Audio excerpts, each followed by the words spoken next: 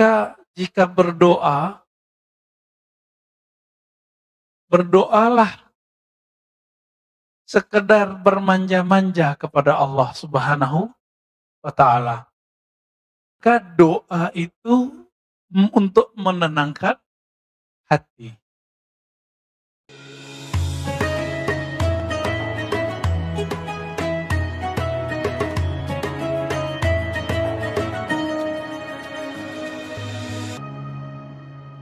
Banyak orang berdoa, sebelum dia berdoa, dia tidak meyakini, atau saat dia berdoa, dia tidak meyakini bahwa Allah mendengar.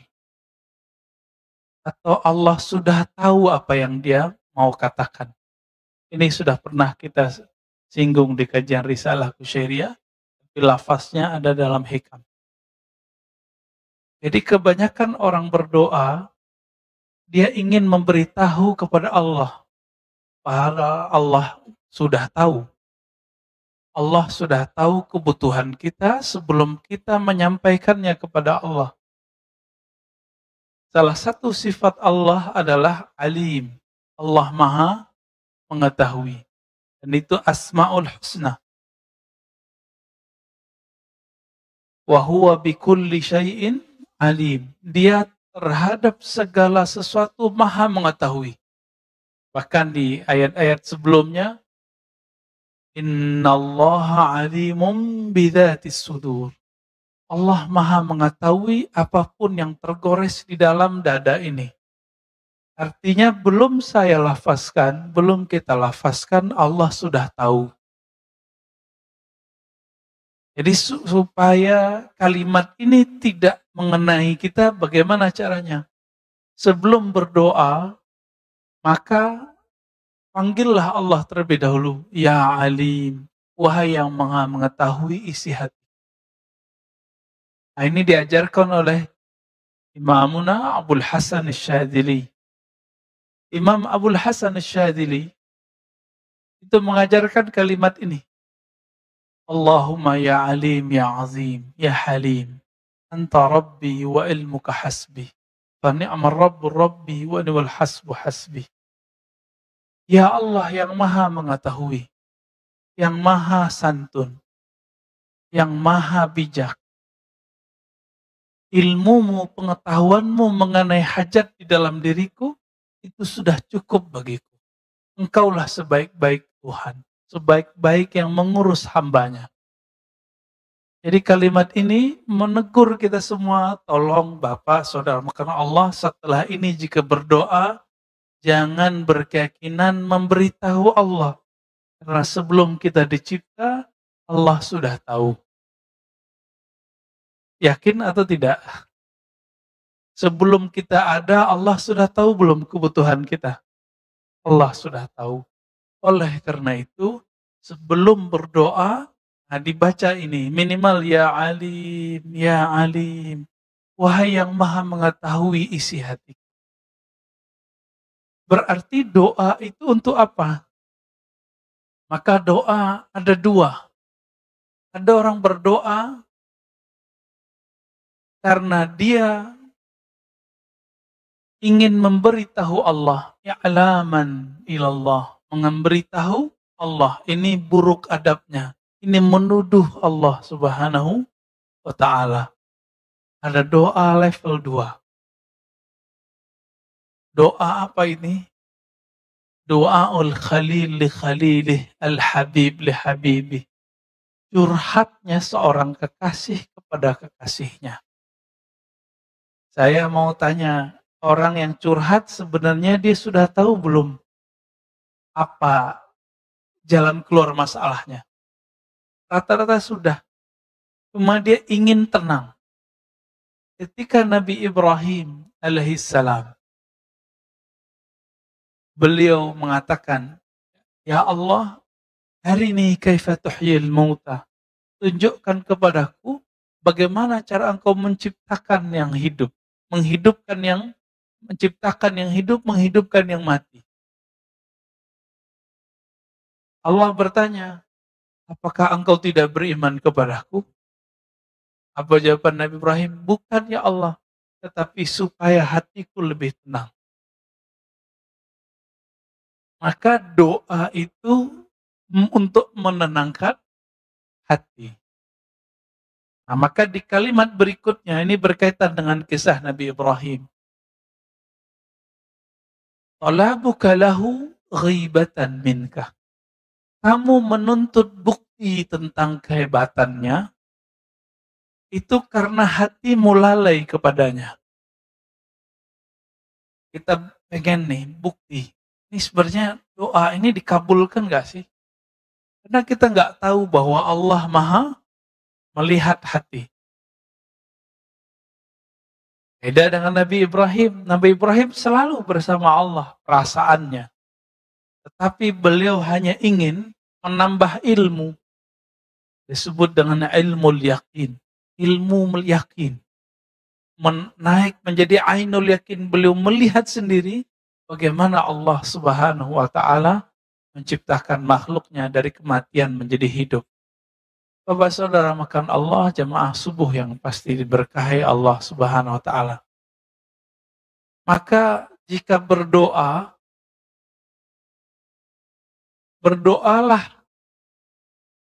sekedar bermanja-manja kepada Allah Subhanahu wa ta'ala. Karena sebenarnya apapun yang kita butuhkan Allah sudah sediakan. Tapi ingat, banyak orang menginginkan sesuatu yang dia tidak butuhkan. Itu sebabnya Allah tidak beri. Allah hanya memberikan sesuatu yang kita butuhkan, bukan yang kita inginkan. Ciri-ciri orang dapat nikmat, dia diberi nikmat apa yang dia butuhkan. Lawan dari nikmat namanya istidraj. Apa arti istidraj? Istidraj itu dari kata daraj. Apa arti daraj? Azab yang disisipkan dalam nikmat, dalam pemberian. Bertambah pemberian, bertambah kedurhakaan. Ini ciri-cirinya. Bertambah nikmat, bertambah durhaka kepada Allah Subhanahu wa ta'ala. Nggak usah jauh-jauh memikirkan nikmat itu hanya duit, rumah, pasangan, anak. Enggak. Nikmat itu hidup ini. Maka nikmat dibagi dua. Masih ingat? Ada nikmat kita diadakan Allah. Ada nikmat kita tetap langgeng hidup kita sampai sekarang. Ini disebut dengan nikmat imdad.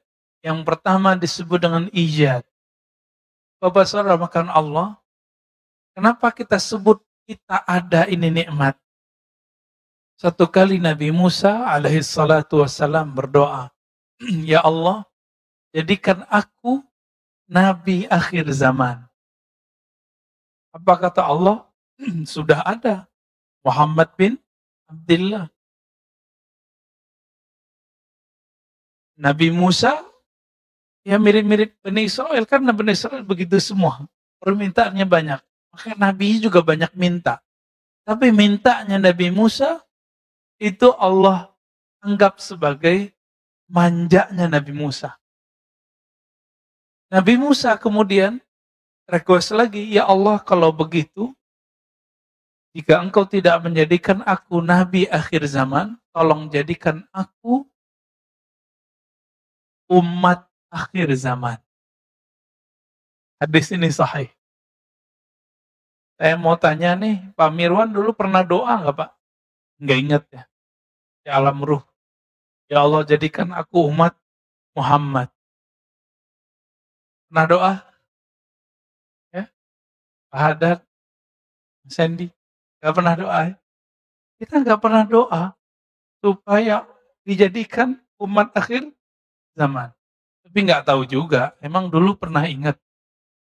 Dulu ketemu Allah pun kita tidak ingat. Maka orang-orang yang Allah ciptakan dan Allah buat dia terlahir di akhir zaman, ini yang namanya nikmat ijad. Nikmat diwujudkan di akhir zaman. Selevel Nabi Musa, tidak dijadikan sebagai nabi akhir zaman, enggak juga jadi umat akhir zaman. Bayangkan itu. Kita enggak perlu minta dan Allah jadikan umat akhir zaman. Coba bayangkan lagi. Nanti jika Imam Mahdi keluar jadi imam, yang jadi makmum siapa? Nabi Isa. Secara pangkat lebih tinggi pangkat Nabi Isa. Tapi secara tugas, lebih banyak tugas Al-Mahdi. Berarti Al-Mahdi ini siapa? Al-Mahdi ini pewaris hakiki Rasulullah Sallallahu Alaihi Wasallam. Semua ilmu Nabi nanti turun kepadanya. Makanya selevel Nabi Isa harus menjadi makmum. Karena Al-Mahdi Khalifatul Rasul, Khalifatullah, pengganti mengemban tugas kerasulan, tapi Rasul sudah tidak ada. Maka beliau hanya disebut sebagai wali Allah. Disebut sebagai Khalifatullah. Maka khalifah itu cuma 5, Pak. Khalifatullah itu cuma 5. Abu Bakar, Umar, Utsman, Ali, terakhir Al-Mahdi. Antara itu Nabi Shallallahu Alaihi Wasallam sebut dengan istilah yang berbeda. Disebut mulkan adhan, kerajaan. Nabi tidak sebut kekhalifahan.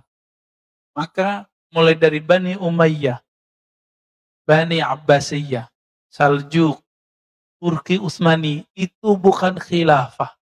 Khilafah yang begitu kita nggak perlu, Pak. Kita nggak butuh. Kita butuh khilafahnya 4 sahabat, dan yang terakhir adalah khilafahnya ala minhajin nubuwah. Jadi Nabi menyebutkan khilafah ala minhaj.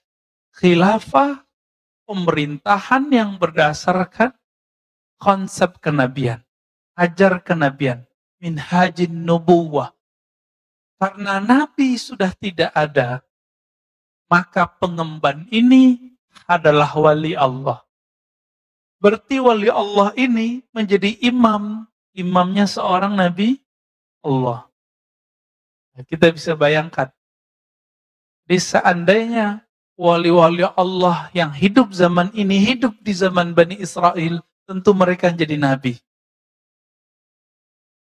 Walaupun hadisnya tidak sahih, ya, ulama'u ummati ya anbiya'i Bani Israel, ulama umatku seperti nabi-nabi Bani Israel, itu maknanya sahih. Meskipun secara sanad tidak sahih. Enggak paksakan juga itu.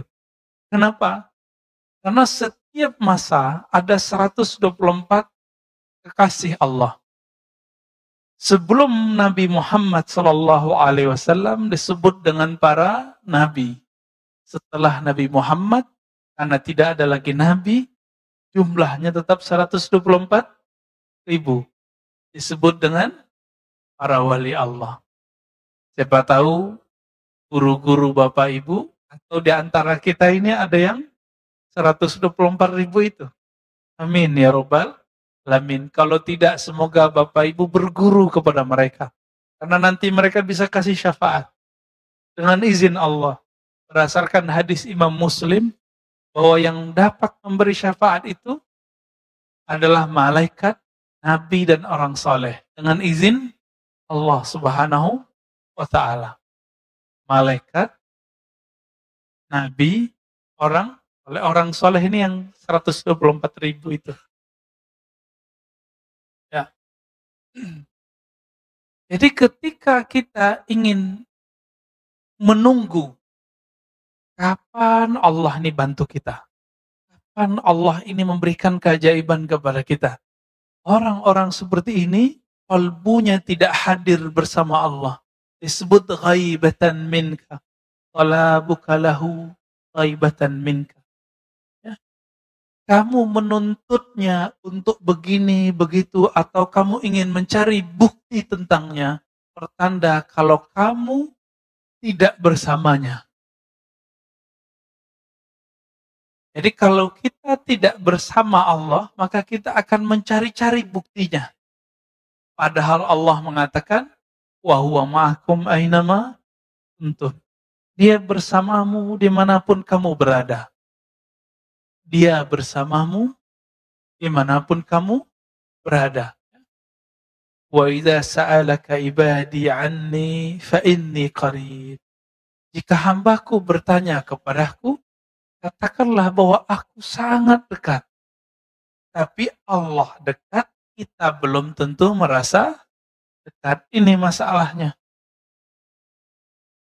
Disinilah perdebatan orang tawassul nggak tawassul. Sebenarnya orang yang anti tawassul itu niatnya benar. Kalau minta kepada Allah, ngapain pakai perantara? Benar gak tuh? Benar. Ini benar Pak, konsep awalnya benar. Tapi, apakah setiap orang berdoa merasakan kedekatan itu? Enggak. Maka dia perlu menyebut nama guru-gurunya dalam meminta kepada Allah. Mintanya tetap kepada Allah. Ini dalilnya dalam hadis Imam Tirmizi. Seseorang datang kepada Nabi, dia buta. Wahai Rasulullah, doakan aku supaya mataku bisa melihat. Apa kata Nabi? Wahai sahabatku, isbir wa huwa khairul lak. Sabarlah kamu terhadap musibah yang kamu alami, itu lebih baik bagimu. Karena dosa mata banyak nggak Pak? Banyak sekali ya. Mau dia wali, mau dia ustadz, mau dia jamaah, sama. Lalu orang itu meminta lagi sampai 3 kali. 3 kali dia meminta. Akhirnya Nabi mengatakan, asbighil wudu. Berwuduklah kamu dengan sempurna, summa salli raka'atain wa qul. Lalu salatlah 2 rakaat, lalu bacalah doa ini. Doanya doa tawassul. Ya Allah, inni atawajjahu bika binabiyyika. Ya Allah, aku meminta menghadap kepadamu dengan menyebut nama nabimu. Maka tawassul itu bukan minta kepada nabi, kepada orang soleh. Hanya menyebut nama orang soleh supaya kita pede. Ya, agar ada percaya diri dalam berdoa. Ini hakikat tawassul. Jadi tolong diluruskan, tawassul bukan meminta kepada selain Allah Subhanahu wa taala. Lalu dalam hadis itu, ya Muhammad, inni atawajjahu bika ila Rabbi. Wahai Muhammad, wahai Nabi Muhammad, wahai Rasulullah, aku bermediasi menyebut namamu di hadapan Rabbku, meminta Rabbku, wasfa'ali fiyya, maka berilah aku syafaat. Dia usap matanya, langsung dia bisa lihat, Pak. Kenapa orang ini mesti menyebut nama Nabi? Karena kalau dia tidak menyebut nama Nabi, seperti orang buat proposal, nggak ada ACC-nya. Dicuekin sama yang diminta. Bukankah Allah maha dekat? Kenapa sahabat ini tidak berdoa di rumahnya? Kalau seandainya Allah itu maha dekat, kenapa dia tidak meminta di mana saja? Allah maha dekat. Tapi orang ini tidak merasa dekat. Itu maknanya. Karena dia tidak merasa dekat, Allah pun tidak merasa dekat kepadanya. Ana inda dhanni abdi, aku berdasarkan keyakinan hamba. Ini terjemahan saya. Terjemahan biasa, aku berdasarkan prasangkaan hambaku. Itu lewat ya terjemahannya. Bukan itu terjemahannya. Aku berdasarkan keyakinan hambaku. Apa keyakinan kita saat berdoa? Allah nggak dengar, Allah nggak mau dengar. Padahal Allah maha mendengar. Itu sebabnya juga Bapak Sarmakan Allah kalau berkunjung ke kampung-kampung, meskipun ya kita tidak semuanya sesuai dengan metode ini, tapi guru-guru kita yang lama, baik di Indonesia ataupun di Suriah, di Arab, di Yaman, mereka sebelum berdoa, mereka tahlil dulu. Saya juga pikir-mikir, kenapa ini? Alasannya apa? Kan Nabi tidak mencontohkan dengan cara itu secara rutin. Sesekali iya, sesekali tidak. Kan mereka zikir dulu, Pak. Dulu zikri la ilaha illallah, terus orang tahlil. Ya, benar nggak? Setelah itu baru doa. Apa ini rahasianya? Kita usut, kita teliti. Ternyata ada dalam riwayat Imam An-Nasai. Bahwasannya, man qala la ilaha illallah. Lebih kurang begini. Siapa yang mengatakan la ilaha illallah dengan hatinya, dengan kolbunya. Lisannya membaca, kolbunya membenarkan. Apa kata Nabi SAW? Fataqallahu samawat. Allah akan belah langit sekedar memandang orang itu. Saya mau tanya, sebelum orang itu baca la ilaha illallah, Allah sudah memandang belum kita semua? Sudah. Lalu pandangan apakah ini? Inilah pandangan kewalian, pandangan rahmat. Siapa yang membaca ini, maka Allah pandang dia dengan pandangan cinta. Itu sebabnya Bapak Sarmakan Allah, kita kalau melihat ahli zikir, hati kita kemudian jadi teduh. Apa kata Nabi SAW ketika ditanya, ya Rasulullah, siapakah wali Allah itu? Dijawab oleh Nabi, man idza ru'u dzukirallah. Orang yang jika engkau pandang dia, orang itu adalah energi zikir. Jika engkau memandangnya, engkau teringat kepada yang dia ingat. Siapa yang dia ingat? Allah. Nah, ini hadis Nasai ini membuat saya merinding Pak waktu baca. Siapa saja yang membaca la ilaha illallah. Tidak ada yang berhak disembah, tidak ada tempat bergantung kecuali Allah. Maka Allah belah langit, fataqas samawat. Allah belah langit semua, kalau Allah pandang orang itu dengan pandangan khusus, pandangan spesial. Mau seperti itu? Nah, maka nanti setiap pagi, setiap sore, Bapak Sarmakan Allah, baca kalimat ini minimal 100 kali. 100 kali cukup. Karena 10 sama dengan 100, 100 sama dengan 1000. Berarti 1000 kali Allah memandang kita dengan pandangan rahmat. Mau gak tuh? Meninggal jadi waliullah, Pak. Kekasih Allah. Meskipun kekasih Allah yang umum, itu sudah cukup. Jadi ilmu itu gak usah berat-berat. Jalan menuju Allah itu gak usah tinggi-tinggi. Ternyata ada di kalimat yang sudah kita dengar setiap 5 waktu, sudah kita pelajari semenjak dari kecil, bahkan kita dengar ketika kita baru lahir di muka bumi. Apa itu? La ilaha illallah. Tapi mungkin kita bertanya, ya Allah, kenapa aku baca namamu, baca la ilaha illallah, tapi tidak terasa bergetar di dalam qalbuku. Kita tidak bergetar ketemu orang, karena kita nggak kenal dia. Kalau kita kenal dia, muncullah rasa sayang, rasa cinta. Kalau sudah muncul rasa cinta, baru bertemunya, menyebut namanya, membuat hati bergetar. Gitu. Jadi kenalilah Allah. Itu sebabnya wajib belajar ilmu akidah. Wajib belajar ilmu syukur. Karena dengan ilmu syukur ini orang bisa mengenal Allah Subhanahu wa ta'ala. Di sini sudah ada kajian Asmaul Husna? Belum ya? Semoga nanti sudah ada ya. Jangan saya lagi Pak, saya udah 2 kali di sini. Ya. Nanti semoga ada ustadz mengkaji Asmaul Husna, tapi dengan sanad yang nyambung, bukan dibuat-buat. Ya.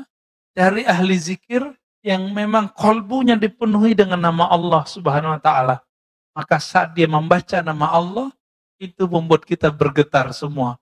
Minimal membuat kita tenang. Tertarik menjadinya. Ya, semoga ada nanti. Supaya negeri ini, masjid ini diberkahi oleh Allah Subhanahu wa ta'ala. Dan masuk ke dalam hadis, Man ahsaha dakhalal jannah. Siapa yang mengihsanya, mempelajarinya, mengulang-ulangnya, membacanya, mengurainya, mendalaminya, meresapinya, pasti dia masuk surga. Maka masuk surga itu maharnya adalah berapa nama Allah masuk ke dalam kolbu.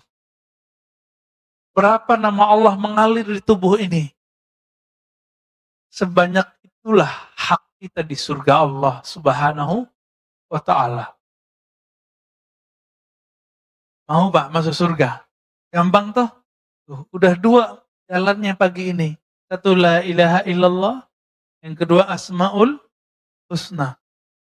Asmaul husna itu nggak mesti dibaca semua.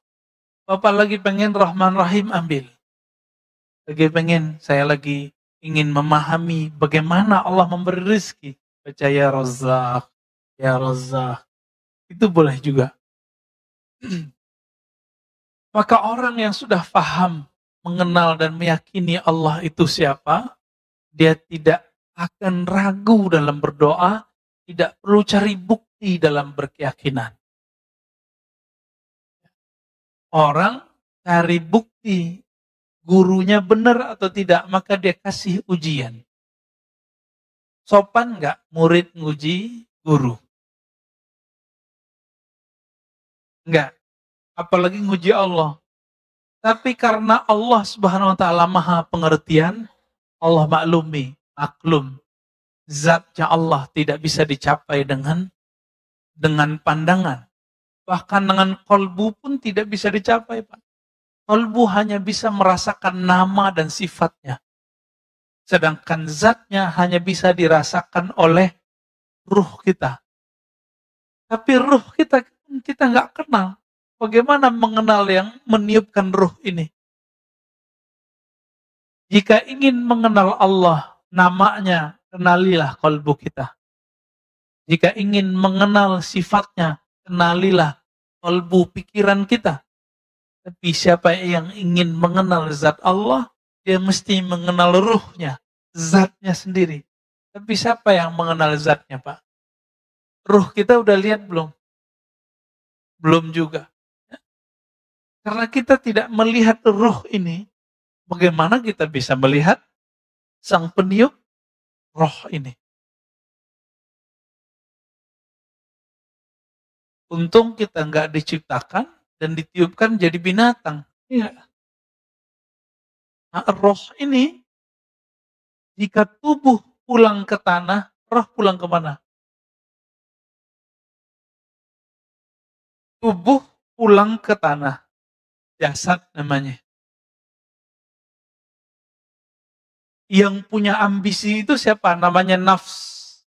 Kita sebut bahasa Indonesia nafsu. Tapi nafsu bahasa Indonesia itu konotasinya jelek. Nafs bahasa Arab artinya jiwa. Nah, jiwa itu pergi kemana? Nah, jiwa kita yang masuk ke alam kubur, Pak. Jiwa kita yang nanti ke padang mahsyar. Jiwa kita itu nanti yang disiksa di dalam neraka. Roh kemana? Berarti ada unsur lain di dalam diri ini.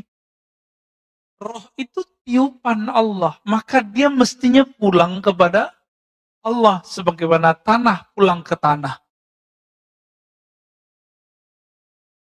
Ini Pak Mirwan pernah marah nggak, Pak? Rasanya panas nggak? Kenapa panas? Emang ada apa? Ada api di dalam? Enggak ada. Kenapa kita bisa panas? Ternyata di Quran ada bahan dari tubuh kita ini disebut dengan salsal kal-fakhar. Jadi tanah liat yang dibakar. Mirip-mirip seperti tanah apa yang buat rumah kita ini, Pak?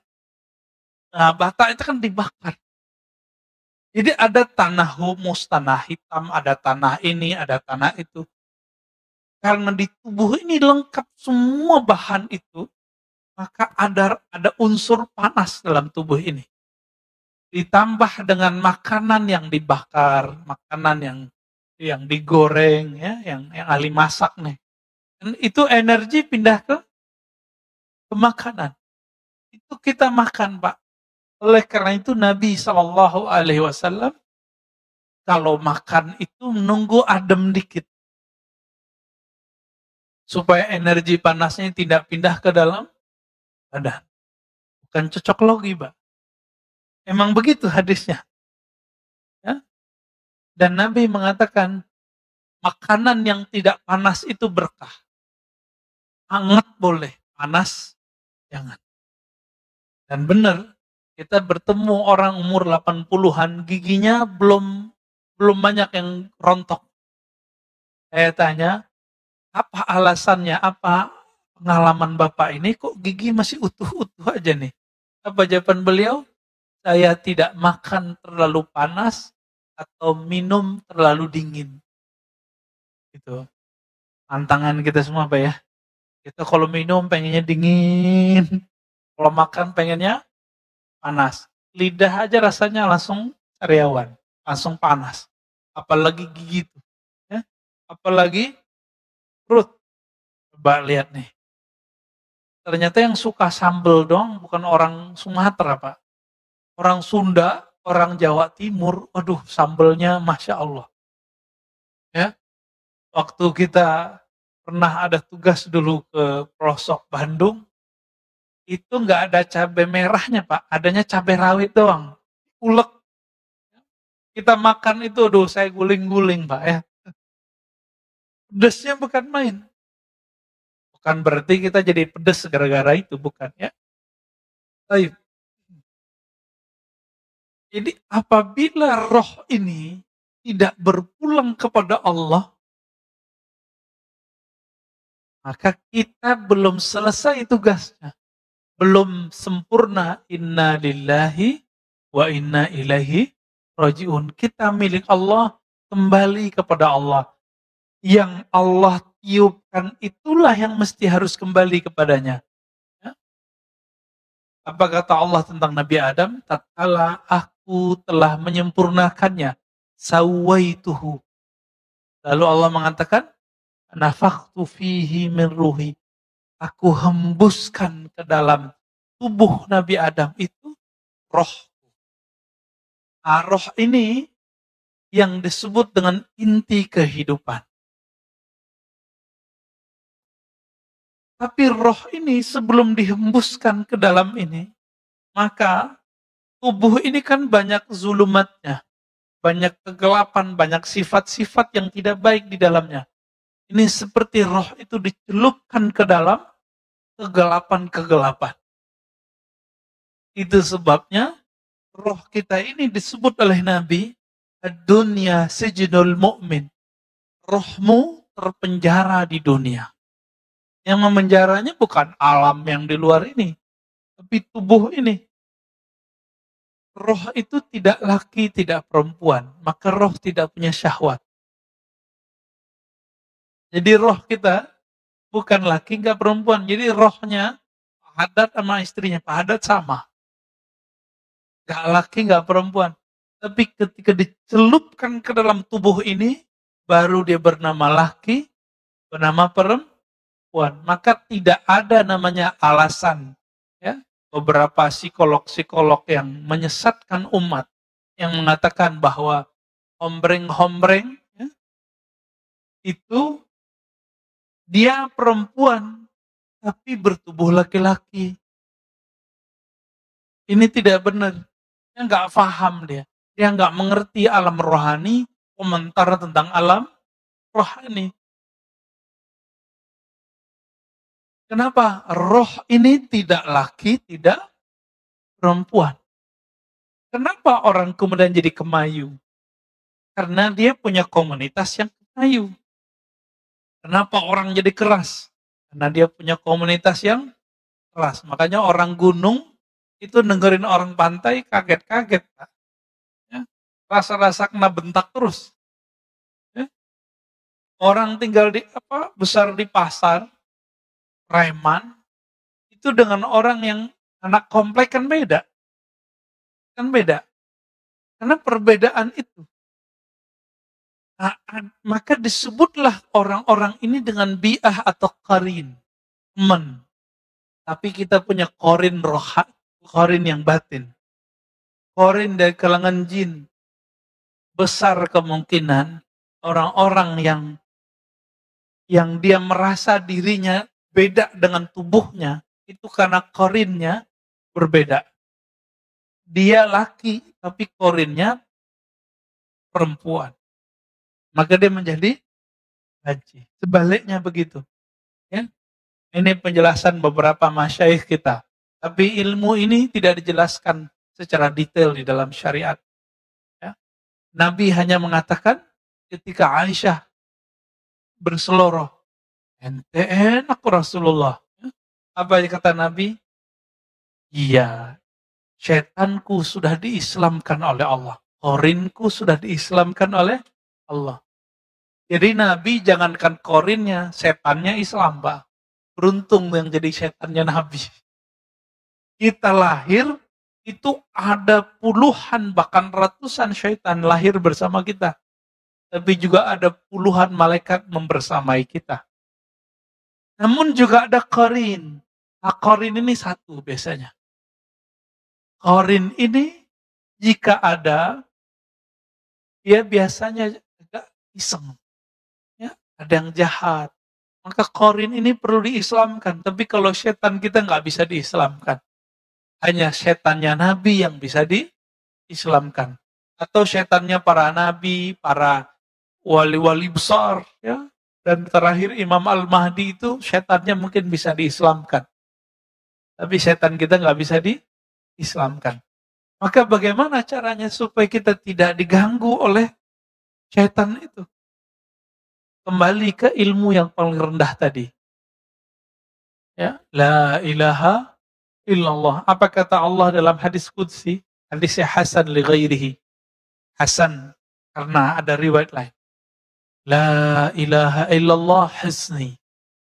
La ilaha illallah itu adalah bentengku. Siapa yang masuk dalam bentengku, dia aman dari gangguan-gangguan. Nah, maka hari ini jika ingin dijaga Allah dari syaitan, silakan baca la ilaha illallah. Jika nggak sanggup 100, 10. Tapi 10-nya lengkap. La ilaha illallah wahdahu la syarikalah. Lahul mulku walul hamdu. Wa huwa ala kulli syai'in qadir. Berapa kali? 10 kali. Zikir itu nggak perlu banyak. Yang penting rutin dan meresapi maknanya. Rutin meresapi makna. Pegang itu Pak duanya. Ini yang disebut dalam Al-Quran. Innalladzina qalu Rabbunallah summa istaqamu. Sesungguhnya orang-orang yang mengatakan Rabb kami Allah, lalu mereka istiqamah. Maka Sayyidatuna Aisyah mengatakan, amal yang sedikit lebih Allah sukai daripada amal yang banyak, tapi tidak istiqamah. Sedikit istiqamah lebih baik daripada banyak istiqamah. Kemudian Imam Athaillah mengatakan, talabuka li ghairihi. Engkau meminta kepada selain Allah. Liqillati hayaika minhu. Karena kamu tidak tahu malu kepadanya. Nah, ini mohon maaf Bapak Ibu. Ini dalam hati kita nih semua. Kalau lagi ada masalah, ingatnya makhluk atau khalik. Serius. Paling-paling ingat, wah susah nih mau minjem ke teman dulu gitu. Kenapa nggak sholat 2 rakaat dulu? Ya. Sendal hilang, paniknya bukan main. Kenapa nggak sholat dulu? Anak kita sakit. Ya. Kenapa nggak zikir dulu sebentar, tanya, ya Allah apa yang harus saya lakukan? Buru-buru ke rumah sakit. Ternyata dites. COVID. Padahal cukup isolasi mandiri. Jadi kalau sekarang mohon maaf Bapak Ibu, kalau rasa badan nggak enak nggak usah ke masjid, udah isolasi mandiri langsung. Nggak usah keluar, off semua. Itu lebih aman. Karena secara psikologis di rumah itu lebih aman, lebih nyaman, lebih baik bagi psikologi dan penyembuhan kita daripada di luar. Kecuali penyakitnya sudah parah. Rumah flu udah di rumah aja. Tapi kalau Bapak punya penyakit-penyakit lain, monggo silakan ya. Nah, ini saran kita. Dan saran juga dokter-dokter kita ya. Baik. Jadi orang yang ketika ada masalah, ketika ada kebutuhan, terus minta kepada selain Allah. Termasuk minta ke kiai, doain Pak Kiai. Menurut kita baik ya? Menurut kita sih baik. Tapi kenapa kita minta kepada kiai? Karena kita nggak yakin sama doa kita. Ya, masih mending mintanya ke kiai. Daripada mintanya ke selamat tahu-taunya kerbau. Ya, minta ke kiai kan tawasul namanya. Boleh. Oke, doain saya, Syekh doain saya, Habib doain saya, itu bagus. Maka bagaimana caranya supaya kalau kita ada masalah, yang pertama kita ingat adalah Allah Subhanahu wa taala. Maka ada caranya. Ingatlah Allah saat senang dengan cara mensyukuri nikmatnya dan berbagi. Gimana caranya? Syukuri nikmatnya dan berbagi. Yang kedua, supaya kita tidak ingat makhluk dulu ketika ada masalah, maka punyailah zikir, wirid yang rutin setiap hari. Nah, nanti itu yang akan membuat kita stabil setiap saat. Jadi benarlah kata Imam Abu Ali Ad-Daqqaq yang sering kita ulang-ulang. Apa kata beliau? Ad-du'a silahul murid. Az-zikru silahus salikin. Doa itu, zikir itu adalah senjata yang dapat digunakan oleh para murid. Senjata ini bisa dipakai di saatnya. Masalahnya kalau nggak diasah setiap hari, senjatanya berkarat. Ini yang kita maksud, kalau punya doa, punya zikir, nggak dirutinkan setiap hari, apa yang terjadi? Itu pisau zikirnya nggak tajam. Ini yang disebut tidak punya keyakinan.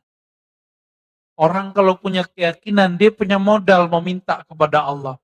Masih ingat kisah 3 pemuda yang terjebak dalam goa? Kenapa mereka yakin doanya dikabul Allah? Karena mereka punya amalan.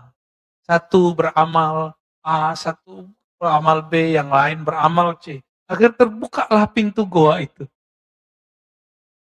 Karena dia punya amal, maka dia pede berhadap kepada Allah Subhanahu wa Ta'ala. Maka saya sarankan Pak, jika ada hajat, mau dimintakan kepada Allah, sedekah dulu, lalu wiridan. Wirid tertinggi adalah Al-Quran dan zikir. Satu kali ada dua syekh berdebat. Gurunya masih hidup. Ini udah level guru. Tapi di atas guru ada lagi guru. Ya. Hari gurunya udah lewat ya Pak ya. Selamat hari guru kepada yang menjadi guru. Berdebatlah syekh pertama mengatakan zikir lebih afdal daripada Quran.